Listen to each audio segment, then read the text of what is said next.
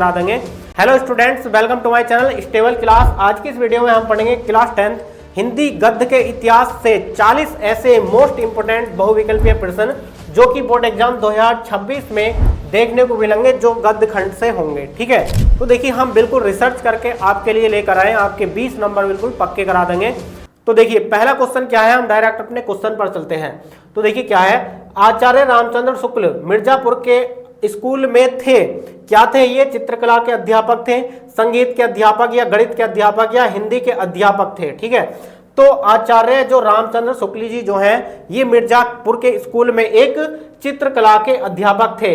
इसका A option बिल्कुल सही हो जाएगा। ठीक है, उसके बाद देखिए नेक्स्ट क्वेश्चन क्या है। नेक्स्ट क्वेश्चन है शुक्ल जी की लेखन विधाएं हैं। तो देखिए शुक्ल जी की लेखन विधाएं बताइए, आलोचना है, निबंध है, नाटक है या ये सभी। तो शुक्ल जी की लेखन विधाएं देखिए क्या है, आलोचना भी है, निबंध भी है, नाटक भी है, यानी कि ये सभी, यानी कि सभी हैं। ठीक है, उसके बाद क्वेश्चन नंबर 3 है, बस्ती जिले के अगोना गांव के किस लेखक का संबंध है। तो देखिए बस्ती जिले के अगोना गांव के किस लेखक का संबंध है? प्रेमचंद जी का, हजारी प्रसाद द्विवेदी जी का, आचार्य रामचंद्र शुक्ल जी का या काका काल का। तो बताइए इसका कौन सा ऑप्शन सही है? बस्ती जिले के अगोना गांव के किस लेखक का संबंध है?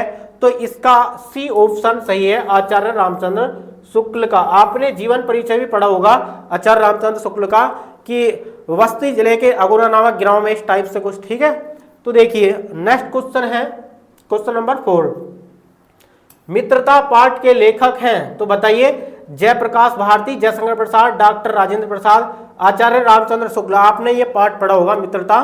तो देखिए यदि आपने पढ़ा होगा तो आप बिल्कुल एकदम आसानी से बता सकते हैं। तो आचार्य रामचंद्र शुक्ल जी जो हैं, ये मित्रता पाठ के लेखक हैं। ठीक है, उसके बाद देखिए नेक्स्ट क्वेश्चन देखेंगे, किस युवा पुरुष को कठिनाई है बाहर की दुनिया में कौन सी? तो देखिए धन कमाने की, सुरक्षा की या आवागमन की या मित्र चुनाव की। तो देखिए किस युवा पुरुष को कठिनाई है? तो देखिए सबसे ज्यादा जो कठिनाई होती है जब भी आप कभी बाहर जाते हैं, जब भी कोई हम एक नया मित्र बनाते हैं, तो सबसे बड़ी कठिनाई इसकी होती है। ठीक है, जब कोई हम नया मित्र बनाते हैं, यदि कोई हमें ऐसा मित्र मिल जाए तो पूरी लाइफ को बर्बाद कर सकता है। ठीक है, तो सबसे बड़ी दिक्कत बाहर जाने में एक मित्र चुनाव की होती है। क्वेश्चन नंबर 6 देखिए क्या है, विश्वास पात्र मित्र किसके समान है? तो देखिए बहुत अच्छा क्वेश्चन पूछा गया है, विश्वास पात्र मित्र किसके समान है? रक्षक के, खजाने के, अभिभावक के या महाजन के। तो देखिए विश्वास पात्र मित्र जो है एक खजाने के समान है। इसका बी ऑप्शन बिल्कुल सही हो जाएगा। ठीक है, उसके बाद देखिए नेक्स्ट क्वेश्चन है क्वेश्चन नंबर 7, चंद्रगुप्त जो है ये किस विधा की रचना है? बताइए, कहानी है, उपन्यास, नाटक है, निबंध है। बताइए कि चंद्रगुप्त किस विधा की रचना है? तो इसका जो ऑप्शन सी सही हो जाएगा, नाटक विधा की रचना है। ठीक है, चंद्रगुप्त जो है। उसके बाद देखिए नेक्स्ट क्वेश्चन क्या है, जयशंकर प्रसाद का जन्म स्थान है काशी, मथुरा, अयोध्या, लखनऊ। तो जयशंकर प्रसाद जी का जो जन्म स्थान है, तो देखिए सब जानते हैं जयशंकर प्रसाद जी का जो जन्म हुआ था वो काशी में हुआ था, और 1889 या 90, कुछ बुकों में 90 भी देखने को मिलता है। ठीक है, उसके बाद देखिए नेक्स्ट क्वेश्चन पूछा गया आपको, ममता पाठ में चूड़ामणि कौन है? तो बताइए ममता पाठ में चूड़ामणि कौन है? ममता का भाई है या ममता के पिता है, एक राजा है या एक सैनिक है? तो ममता पाठ में जो चूड़ामणि है ना, ये ममता के पिता हैं। ठीक है, तो इसका बी ऑप्शन करेक्ट हो जाएगा। ठीक है, उसके बाद देखिए नेक्स्ट क्वेश्चन है, शीतकाल में समास है। तो बताइए शीतकाल में कौन सा समास है? तत्पुरुष है या कर्मधारय है या दिगु है या अव्ययी भाव है? ठीक है, तो बताइए शीतकाल में समास कौन सा है? तो शीतकाल में जो समास है इसका पहला ऑप्शन सही हो जाएगा, तत्पुरुष समास है। ठीक है, उसके बाद देखिए नेक्स्ट क्वेश्चन क्या है, क्वेश्चन नंबर 11, ममता पाठ में हुमायूं को कितने देशों का नरेश बताया है? ठीक है, तो ममता पाठ में यदि आपने पाठ पढ़ा होगा, ममता पाठ में हुमायूं को कितने देशों का नरेश बताया है? ठीक है, पहला ऑप्शन है 4 देशों का, 5 देशों का या 7 देशों का या 3 देशों का। तो देखिए उसको 7 देशों का नरेश बताया है। ठीक है, उसके बाद देखिए नेक्स्ट क्वेश्चन क्या है, क्वेश्चन नंबर 12, पद्मलाल पुन्नालाल बख्शी का पारिवारिक वातावरण प्रभावित था? तो देखिए खेल से या साहित्य से, विज्ञान से या संगीत से। ठीक है, तो इसका बी ऑप्शन करेक्ट हो जाएगा, साहित्य से। ठीक है, उसके बाद नेक्स्ट क्वेश्चन, क्वेश्चन नंबर 13, प्रारंभ में बख्शी की रचनाएं प्रकाशित होती हैं? तो देखिए इसका बी ऑप्शन सही हो जाएगा, छाया में। ठीक है, उसके बाद देखिए नेक्स्ट क्वेश्चन इसमें पूछा गया है कि बख्शी जी थे, बख्शी जी बताइए कौन थे? पहला ऑप्शन है इसमें सफल आलोचक थे, भावुक कवि थे, प्रसिद्ध कहानीकार थे, या ये सही? तो देखिए बख्शी जी जो थे एक सफल आलोचक भी थे, भावुक कवि भी थे और प्रसिद्ध कहानीकार भी थे। ठीक है, तो इसका डी ऑप्शन बिल्कुल करेक्ट हो जाएगा। ठीक है, उसके बाद देखिए नेक्स्ट क्वेश्चन है कि बख्शी जी का निधन कब हुआ?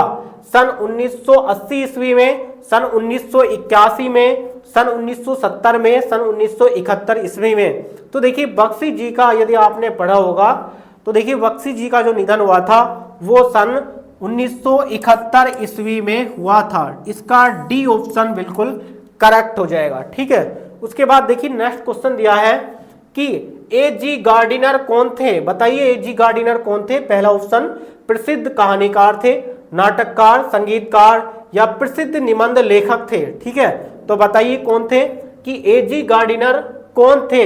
तो देखिए इसका डी ऑप्शन सही हो जाएगा, ये जो है ए.डी. गार्डिनर एक प्रसिद्ध निबंध लेखक थे। ठीक है, उसके बाद देखिए नेक्स्ट क्वेश्चन दिया गया है कि क्वेश्चन नंबर 17, बख्शी जी को निबंध किसके लिए लिखना था? तो देखिए बख्शी जी को निबंध किसके लिए लिखना था? राधा के लिए, मोरा के लिए, नमिता अमिता के लिए या सविता के लिए? तो देखिए इसका सी ऑप्शन करेक्ट हो जाएगा, नमिता अमिता के लिए। ठीक है, उसके बाद क्वेश्चन नंबर 18, जीरादेई गांव से किसका संबंध है? तो देखिए आपको इस प्रकार से क्वेश्चन पूछा जा सकता है कि जीरादेई गांव से किसका संबंध है? प्रेमचंद का या जयप्रकाश भारती का, डॉक्टर राजेंद्र प्रसाद का या जयशंकर प्रसाद जी का? आपने डॉक्टर राजेंद्र प्रसाद का जीवन परिचय पढ़ा होगा, तो देखिए वहां पर आपको देखने को मिलता है कि डॉक्टर राजेंद्र प्रसाद का जो जन्म हुआ था वो एक जीरादेई गांव में हुआ था। इसका सी ऑप्शन करेक्ट हो जाएगा। ठीक है, क्वेश्चन नंबर 19 क्या है? गांधी जी की देन किसकी रचना है? तो बताइए गांधी जी की देन किसकी रचना है? हजारी प्रसाद द्विवेदी, पंडित श्रीराम और धर्मवीर भारती की, डॉक्टर राजेंद्र प्रसाद की? तो देखिए गांधी जी की देन किसकी रचना है? इसका डी ऑप्शन करेक्ट हो जाएगा, डॉक्टर राजेंद्र प्रसाद जी की। ठीक है, उसके बाद देखिए हम नेक्स्ट क्वेश्चन देखेंगे, डॉक्टर राजेंद्र प्रसाद भारत में किस पद पर रहे? तो बताइए, सब जानते हैं डॉक्टर राजेंद्र प्रसाद जी जो है भारत में प्रधानमंत्री, राष्ट्रपति, उपराष्ट्रपति या मुख्य न्यायाधीश? तो डॉक्टर राजेंद्र प्रसाद जी जो है एक राष्ट्रपति के पद पर रहे थे। ठीक है, उसके बाद नेक्स्ट क्वेश्चन है, हमारे देश का प्राण है? देखिए धर्म है, न्याय है या संस्कृति है या भाषा? तो देखिए हमारे देश का जो प्राण है ना वो एक संस्कृति है, ये सभी को पता होना चाहिए। हमारे देश का प्राण कौन है? एक हमारी देश की संस्कृति है। उसके बाद देखिए क्वेश्चन नंबर 22 देखेंगे कि आध्यात्मिक शब्द में प्रत्यय है, बताइए आ या मिक, इक या अधि? तो देखिए आध्यात्मिक शब्द में प्रत्यय कौन है? इसका सी ऑप्शन सही हो जाएगा, इक। ठीक, उसके बाद देखिए नेक्स्ट क्वेश्चन हम देखेंगे, डॉक्टर राजेंद्र प्रसाद ने कहां वकालत की? कलकत्ता हाईकोर्ट में, पटना हाईकोर्ट में, दिल्ली हाईकोर्ट में, कलकत्ता एवं पटना हाईकोर्ट में? बताइए कौन से में की थी डॉक्टर राजेंद्र प्रसाद ने वकालत? तो देखिए डॉक्टर राजेंद्र प्रसाद ने जो वकालत की थी वो कलकत्ता एवं पटना हाईकोर्ट में की थी। ठीक है, इसका डी ऑप्शन बिल्कुल करेक्ट हो जाएगा। उसके बाद देखिए नेक्स्ट क्वेश्चन हम देखेंगे 24, तो रामधारी सिंह दिनकर का जन्म किस प्रांत में हुआ था? तो रामधारी सिंह दिनकर का जो जन्म हुआ था पंजाब में, बिहार में, उत्तर प्रदेश में या मध्य प्रदेश में? तो देखिए रामधारी सिंह दिनकर का जो जन्म हुआ था वो बिहार में हुआ था। इसका बी ऑप्शन एकदम करेक्ट हो जाएगा। उसके बाद देखिए नेक्स्ट क्वेश्चन पूछा गया है, दिनकर जी को ज्ञानपीठ पुरस्कार किस रचना पर मिला? रेणुका पर, कुरुक्षेत्र पर, उर्वशी पर या हुंकार पर? ठीक है, तो देखिए क्वेश्चन नंबर 25 का, दिनकर जी को ज्ञानपीठ पुरस्कार जो मिला था बताइए किस पर मिला था? इसका उर्वशी पर, यानी कि इसका सी ऑप्शन करेक्ट हो जाएगा। उसके बाद नेक्स्ट क्वेश्चन है 26, किस रचना के प्रकाशित होने पर दिनकर जी राष्ट्र कवि बने? तो बताइए हुंकार पर या एक आयना पर। तो देखिए किस रचना के प्रकाशित होने पर दिनकर जी राष्ट्र कवि बने? तो इसका ए ऑप्शन करेक्ट हो जाएगा, हुंकार पर। ठीक है, उसके बाद देखिए नेक्स्ट क्वेश्चन दिया गया है 27, दिनकर जी ने किन शैलियों का प्रयोग किया? तो दिनकर जी ने आलोचनात्मक, भावात्मक या विवेचनात्मक? तो देखिए दिनकर जी ने इन सभी शैलियों का प्रयोग किया था, यानी कि इसका डी ऑप्शन करेक्ट हो जाएगा। इन सभी शैलियों का, आलोचनात्मक, भावात्मक और विवेचनात्मक सभी शैलियों का प्रयोग किया था। उसके बाद देखिए नेक्स्ट क्वेश्चन इसमें दिया गया है 28, ईर्ष्या की बड़ी बेटी का नाम है? तो बताइए, आपने पाठ भी पढ़ा होगा। तो ईर्ष्या की बड़ी बेटी का नाम है श्रद्धा, भावना या कामना या निंदा? ठीक है, तो ईर्ष्या की बड़ी बेटी का नाम है निंदा। इसमें डी ऑप्शन करेक्ट हो जाएगा, निंदा। ठीक, उसके बाद 29, ईर्ष्या का संबंध किससे होता है? तो बताइए ईर्ष्या का संबंध प्रसन्नता से, सुंदरता से, प्रतिद्वंद्विता से या लालसा से? तो ईर्ष्या का संबंध किससे होता है बताइए? तो देखिए ईर्ष्या का संबंध प्रतिद्वंद्विता से होता है। इसका सी ऑप्शन बिल्कुल करेक्ट हो जाएगा। ठीक है, उसके बाद नेक्स्ट क्वेश्चन है 30, डॉक्टर भागवत शरण उपाध्याय का जन्म कब हुआ? तो देखिए आपने डॉक्टर भागवत शरण उपाध्याय का यदि जीवन परिचय पढ़ा होगा तो आपको पता होगा सन 1910 ईस्वी में, सन 1915 ईस्वी में, सन 1912 ईस्वी में या सन 1916 ईस्वी में। तो देखिए डॉक्टर भागवत शरण उपाध्याय का जो जन्म हुआ था वो सन 1910 ईस्वी में हुआ था। इसका पहला ऑप्शन बिल्कुल करेक्ट हो जाएगा। ठीक है, उसके बाद देखिए क्वेश्चन नंबर 31, उपाध्याय जी की लेखन विधाएं हैं? आलोचना, पुरातत्व, यात्रा साहित्य या संस्मरण एवं रेखा चित्र या ये सभी? तो उपाध्याय जी की लेखन विधाएं हैं, बताइए एकदम। तो देखिए इसमें आलोचना, पुरातत्व भी है, यात्रा साहित्य भी है और संस्मरण एवं रेखा चित्र भी है। तो इसका मतलब इसका डी ऑप्शन बिल्कुल करेक्ट हो जाएगा, यानी कि ये सभी। ठीक है, तो देखिए अजंता के जो लेखक है ना वो डॉक्टर भागवत शरण उपाध्याय जी हैं। इसका डी ऑप्शन बिल्कुल करेक्ट हो जाएगा। ठीक है, उसके बाद देखिए नेक्स्ट क्वेश्चन दिया गया है कि 33, कलकत्ता से पिकिंग किस विधा की रचना है? बताइए कलकत्ता से पिकिंग जो है ये किस विधा की रचना है? निबंध है या कहानी है, यात्रा वृत्तांत है या आलोचना है? तो देखिए यात्रा वृत्तांत है। ठीक है, तो यात्रा वृत्तांत जो है ये कलकत्ता की पिकिंग विधा है। ठीक, उसके बाद देखिए नेक्स्ट क्वेश्चन इसमें 34 दिया गया है, अजंता क्या है?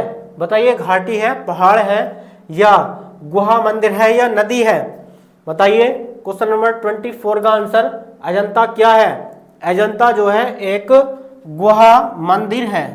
अजंता क्या है? गुहा मंदिर है। ठीक, उसके बाद देखिए नेक्स्ट क्वेश्चन है पर्वतमाला में समास है? तो देखिए पर्वतमाला में कौन सा समास है? तत्पुरुष है, कर्मधारय है, द्विगु है, द्विंद है?